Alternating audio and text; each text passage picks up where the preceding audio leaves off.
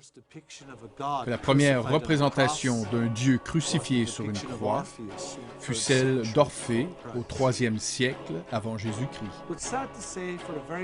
Mais ce qui est triste à dire pour une grande portion de la population du monde aujourd'hui, c'est que leur symbole religieux majeur est une personne empalée en agonie sur cet instrument de torture.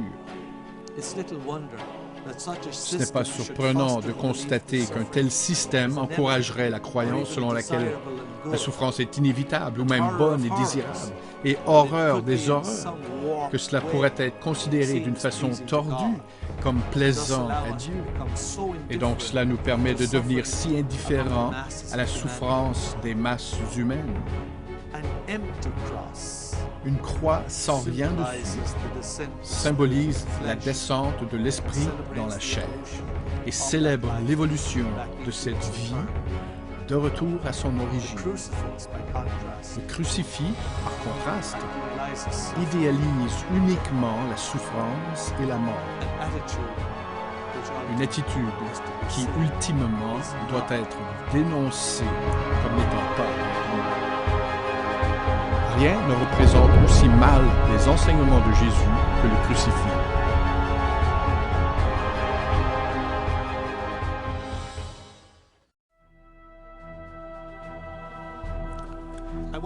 Je désire vous parler d'un sujet très controversé. Certains sont même allés jusqu'à dire que cela va ébranler les fondations du christianisme conventionnel, ainsi que toutes les façons dont nous avons l'habitude de réfléchir sur Dieu.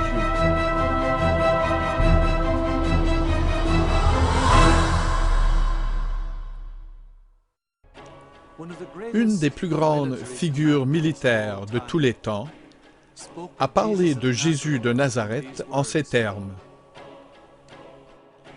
Entre lui et toute autre personne sur terre, il n'y a aucune comparaison possible.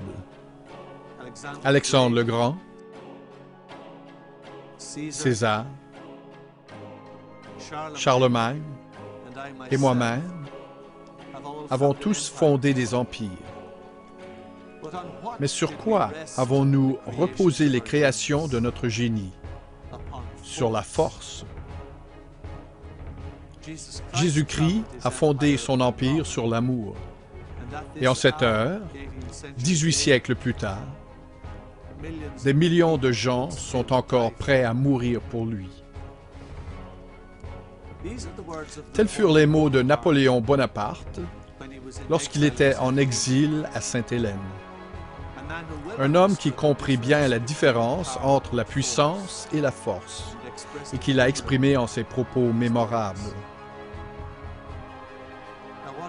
Mais qu'est-ce qui attribua à Jésus cette puissance, et qui fit qu'on peut tout à fait parler de lui, comme l'a fait le Dr. James Allen il y a 80 ans, en ces termes?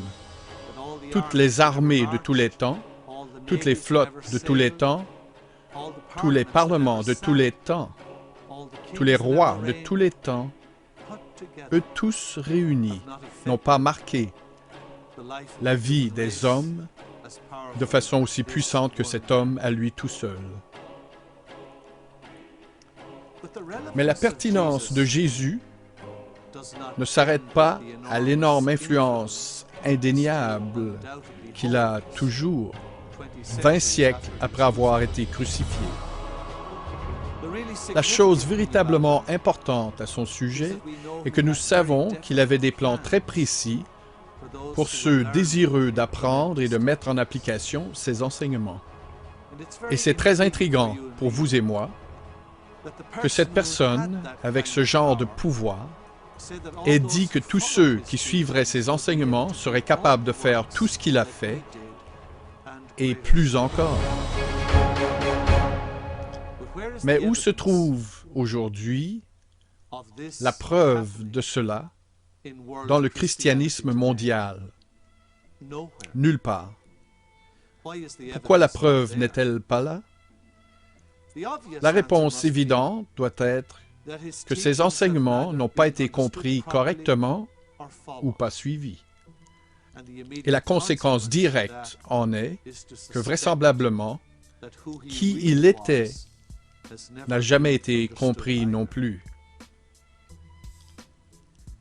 Si c'est le cas, alors effectivement, une enquête sur ce sujet pourrait véritablement ébranler les fondations du christianisme sous sa forme conventionnelle actuelle, ainsi que toutes les façons dont nous avons l'habitude de réfléchir sur Dieu.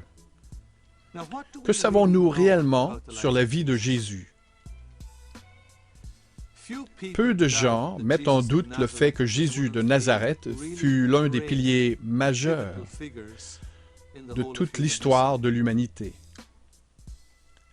Les milliards qui vénèrent son nom de nos jours en sont le témoignage éloquent.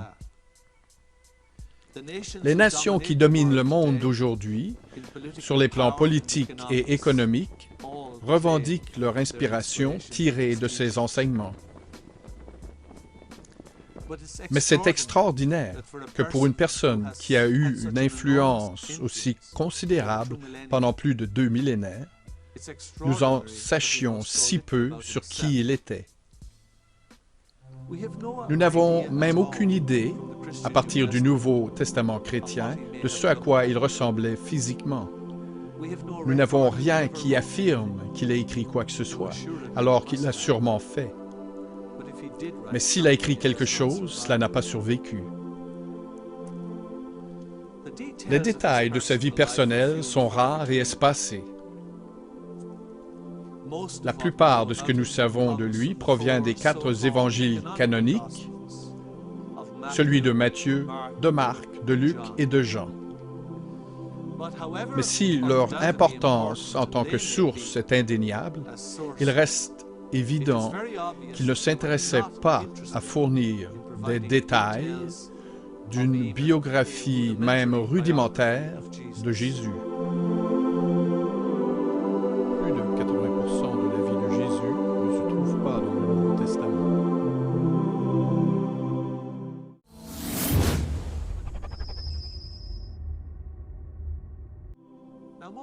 La plupart des érudits actuels en matière biblique dateraient ces 4 évangiles des années 60 à 110 ans après Jésus-Christ. Cependant, les versions manuscrites les plus anciennes que nous ayons de ces évangiles datent du 4e siècle, même si certains fragments remontent au 2e siècle. Il y a quelques références sur Jésus provenant de sources extérieures au Nouveau Testament et à ce qu'on appelle les lettres et les évangiles gnostiques, mais elles ne sont que mentionnées en passant. Flavius Josephus, le célèbre historien juif qui a écrit le livre intitulé « Les Antiquités des Juifs » dans les années 90 de notre ère, relate la mort de Jacques, à qui il réfère comme étant le frère de Jésus. Un autre passage parlant de Jésus est considéré par certains comme étant une insertion faite par des chrétiens des premières heures, mais venue ultérieurement, ou du moins comme quelque chose qui a été élaboré par des chrétiens venus plus tard sur la scène historique, parce qu'il contient une confession de foi qui n'aurait pu provenir de Joséphus lui-même, vu qu'il était très loin d'être chrétien. Pliny le Jeune écrivit à l'empereur Trajan en l'an 111 après Jésus-Christ pour lui demander comment gérer les chrétiens qui, disait-il, chantaient l'hymne au Christ en tant que Dieu.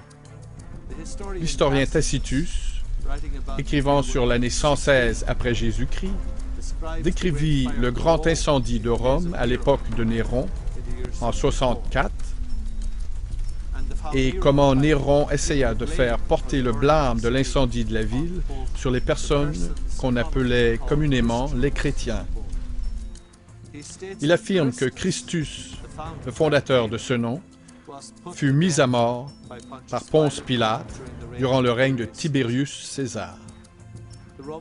L'historien romain Suetonius évoqua l'expulsion des Juifs hors de Rome après les perturbations provoquées par Chrestus. Ceci est tiré de ses écrits La vie de Claudius, et certains considèrent qu'il s'agissait peut-être là d'une référence à Jésus. Je ne le pense pas. Voilà, ce sont là les seules preuves que nous ayons. Pour quelqu'un qui a exercé une influence aussi magnifique sur 2 millénaires d'histoire, c'est très peu d'informations. Des copies de 52 anciens textes chrétiens ont été découvertes à Nag Hammadi en Basse-Égypte en 1945.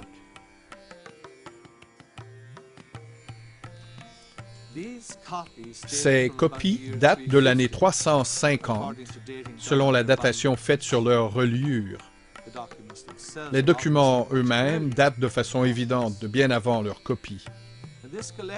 Et cette collection, qui fut vraisemblablement enterrée à une époque de censure et de persécution à l'égard de ces textes dits gnostiques et de leurs lecteurs gnostiques, montre clairement que le nombre de textes sacrés qui étaient hautement considérés et qui parlaient de la vie et de la mission de Jésus était à l'époque bien plus étendu que ce qui est contenu aujourd'hui dans le Nouveau Testament chrétien, et aussi que leur message au sujet de Jésus était bien différent de la façon dont le Nouveau Testament parle de lui. Le succès phénoménal du roman Le Code da Vinci témoigne de façon éloquente de comment le message de ces textes peut soulever une telle passion des deux côtés même aujourd'hui. Les originaux d'au moins quelques-uns de ces documents remontent vraisemblablement à l'époque des apôtres eux-mêmes. Et j'ai en tête en particulier l'Évangile de Thomas, que tous reconnaissent comme étant la découverte la plus importante des textes de Nag Hammadi. Les documents provenant de Nag Hammadi transmettent une image de Jésus très différente de celle contenue dans le Nouveau Testament. L'Évangile de Thomas rassemble des enseignements de Jésus qui sont exprimés sous une forme bien antérieure à celle formulée dans le Nouveau Testament. Et l'Évangile de Thomas contient beaucoup d'autres enseignements qui ne se trouvent pas du tout dans le Nouveau Testament. L'Évangile de Thomas est lui-même reconnu comme étant la principale trouvaille de Nag Hammadi. Il se décrit lui-même comme étant l'enregistrement des enseignements secrets de Jésus qui n'étaient pas divulgués au grand public, mais qui étaient réservés à ceux qui avaient fait leurs preuves. Si c'est ainsi, alors que disent ces enseignements?